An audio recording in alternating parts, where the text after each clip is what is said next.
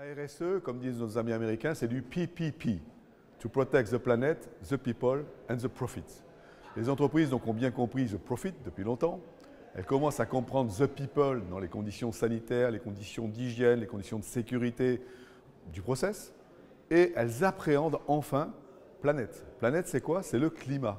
Donc Global Climate Initiative est une société spécialisée au niveau national et international dans la réduction des émissions de gaz à effet de serre par les entreprises, par les collectivités, par les individus. En fait, ce qu'il faut comprendre, c'est que c'est un effort collectif qui amènera le succès. On ne peut pas demander à l'humanité de faire moins 5, moins 10, moins 30, moins 55% de CO2 sans que chacun ne prenne sa part. Donc nous avons créé cette plateforme il y a maintenant un peu plus de 10 ans. Cette plateforme permet aujourd'hui à tout un chacun de calculer simplement à titre d'individu, à titre de PME, à titre de grand groupe, son empreinte carbone et surtout de la réduire. Carbone est une économie assez simple, hein, c'est des facteurs d'émission par des quantités qui font un résultat.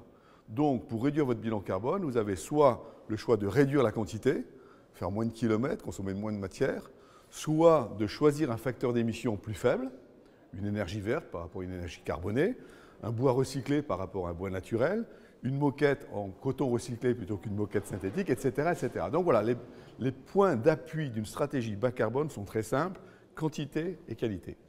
Ensuite, il y a comptabilité. Pourquoi on utilise le mot bilan carbone? On dit maintenant bilan GES, parce que c'est exactement comme une comptabilité. On va faire dans l'entreprise son poids carbone, son bilan carbone, composite des efforts faits ou pas faits pour le réduire. Donc on va comptabiliser ses déplacements, on va comptabiliser ses achats, on va comptabiliser un petit peu tout ce qui se passe. On va obtenir un résultat. Ce résultat va être normé sur 23 postes réglementaires, très intéressant, et ce n'est pas simplement de la documentation. Ça va vous donner tout de suite les pistes de réduction possibles. D'abord, vous allez prendre les plus grosses. Hein, la fameuse règle du 80-20 existe même dans le bilan carbone.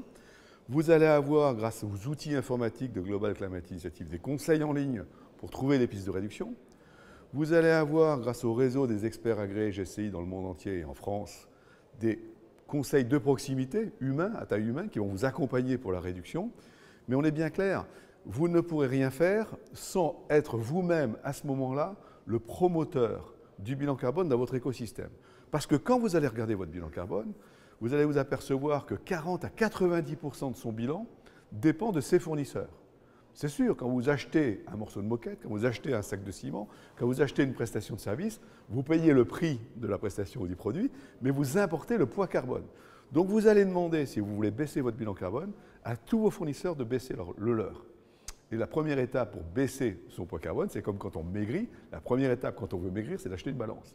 Donc on va dire à nos fournisseurs, faites votre bilan carbone, regardez comme moi les postes où vous pouvez réduire et revenez me voir avec un plan de réduction, un plan d'action et un facteur d'émission, c'est un peu technique, par unité d'œuvre, qui me permettra à mon tour de baisser mon bilan carbone. Donc globalement, on ne fait jamais son bilan carbone parce qu'on y est obligé.